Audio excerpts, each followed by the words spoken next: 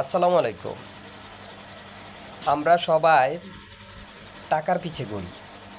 টাকা এমন একটি শক্তি, যেই ব্যক্তির হাতে টাকা না থাকে, ওই টাকা ধরা যদি না দেয়, আমরা সবাই অসহায়।